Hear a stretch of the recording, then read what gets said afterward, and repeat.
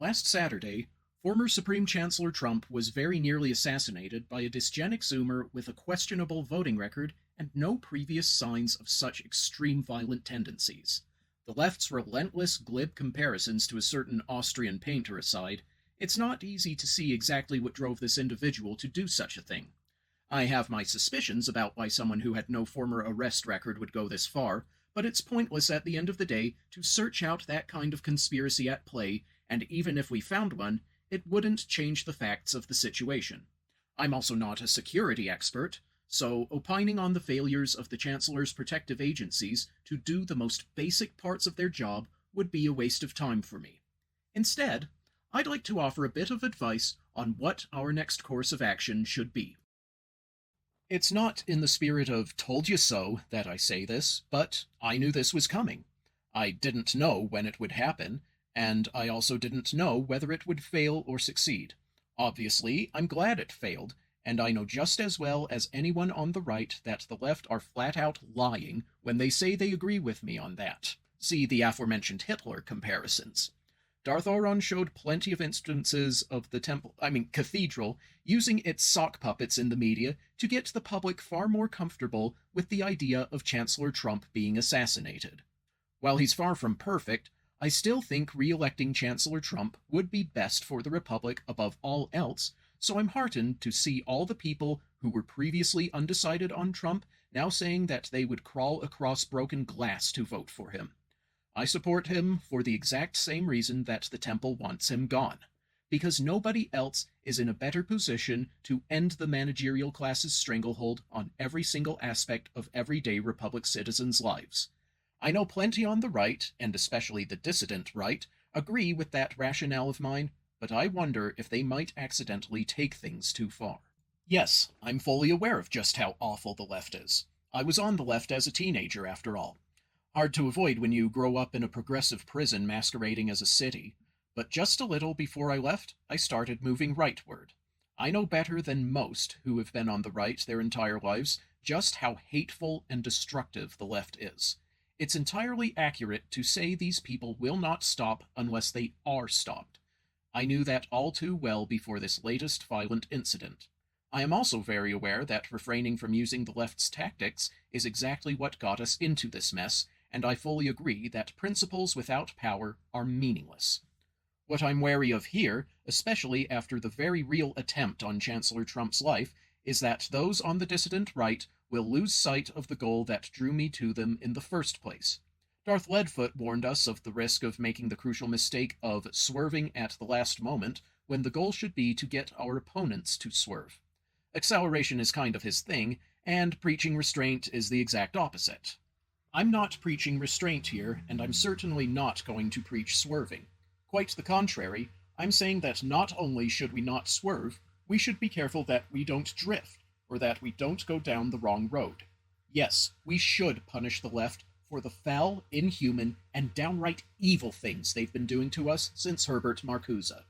We should throw them out of all our institutions, we should abolish those institutions that no longer serve a purpose, and we should punish them so hard that not only do they cry and beg for mercy, but so that they completely lose their nerve to ever do anything like this again.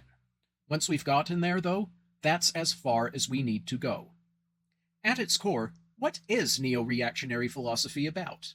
If you ask me, it's about connection. A connection to the galaxy around us, to our families, to those in our community, to our republic. Trying to sever these connections in the name of, quote, liberation is at the heart of leftism. Pretending they're inconsequential because they're an impediment to, quote, equality is at the heart of liberalism. Both of these mindsets will make life very unpleasant for whatever community they worm their way into, which is why we oppose them. But many commentators on what is referred to as the dissident right are going down a path that, I think, will ultimately be counterproductive, because it loses sight of our goal. Far too many want us to use the post-Enlightenment ideas that we embrace not to build a new future, but to punish leftists and liberals for what they've done. At last we will reveal ourselves to the Jedi. At last we will have revenge. Don't get me wrong, we absolutely should punish leftists and liberals. They deserve it, and in the words of Darth Florentine, if an injury has been done to a man, it should be so severe that his vengeance need not be feared. End quote. We'll need to punish them long and hard, and in the process, we'll need to make sure that we do not lose ourselves in the process of punishing them. How do we walk that fine line? Well, first of all, we need to look at who's worth punishing. Leftists like Destiny and Vosh, who revel in degeneracy and talk about throwing people in gulags, are obvious enough targets, and there's no reason to hold back with them. With liberals, on the other hand, we'll need to use more discretion. Here's an example. The person I've followed for the longest on my personal Substack recently published an article stating that she has decided to permanently step back from political commentary. It's her Substack, so I'm not going to presume to tell her what she can and can't do with it. The rationalization she offered for it, however, left me deeply disappointed in her. She was upset about the Home Depot grandma losing her job for saying she wished Chancellor Trump's assassin hadn't missed. Think about that for a moment.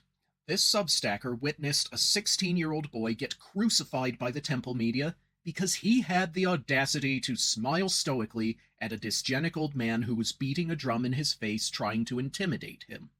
She saw another literal child get similarly pilloried and have prison rape wished on him by grown adults because he defended himself against a thrice-convicted child rapist who was trying to kill him. She saw Gina Carano get blacklisted by Hollywood because she called for people to stop being so rotten to each other. She witnessed Antifa stalk, target, and ultimately murder Aaron Danielson in a Portland parking structure for voicing disagreement with their politics. She witnessed an elderly, morbidly obese man in Utah who couldn't walk 10 feet unassisted get murdered by federal agents over social media posts with engagement in the single digits.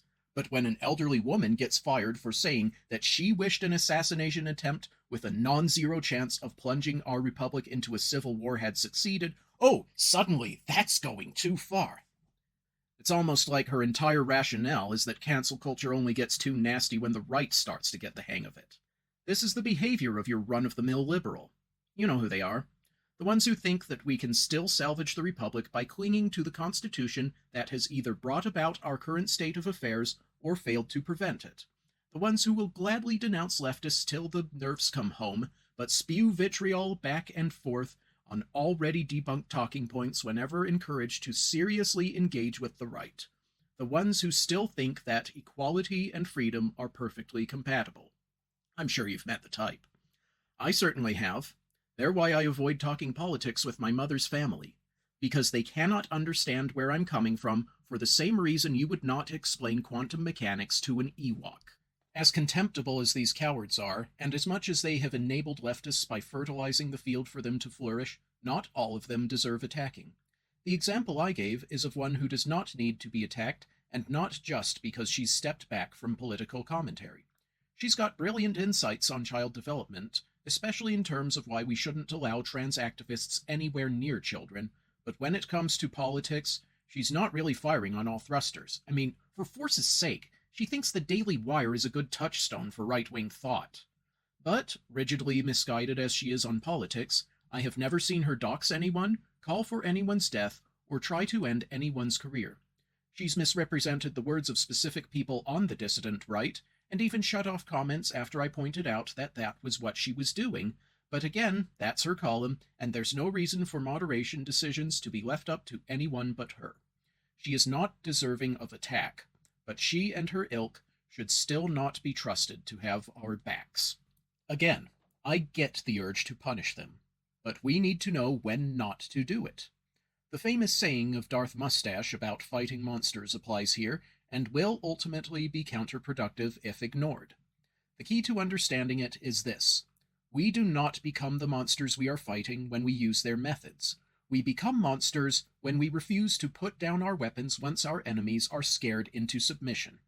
Take an example all too popular with the modern right.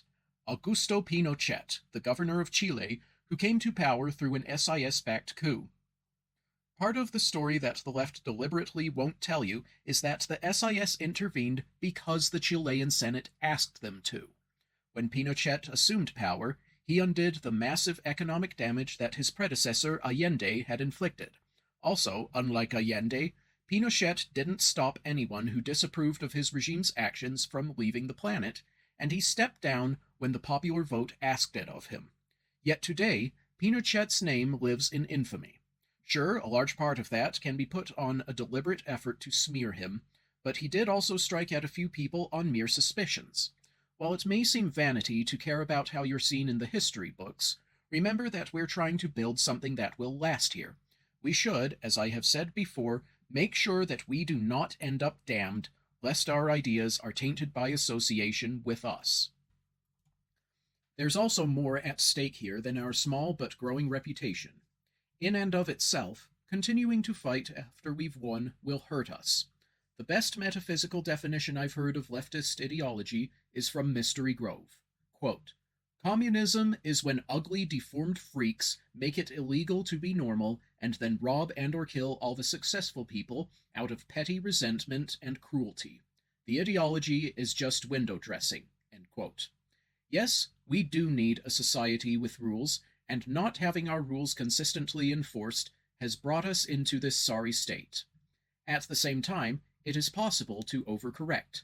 As Devin Erickson, whose awesome book, again, you should totally buy, put it, fascism is when normie dullards make it illegal to be weird, then kill all the bright, creative, and interesting people out of fear and knee-jerk tribalism. End quote. One road leads to chaos and anarcho-tyranny, the other road leads to malaise and stagnation.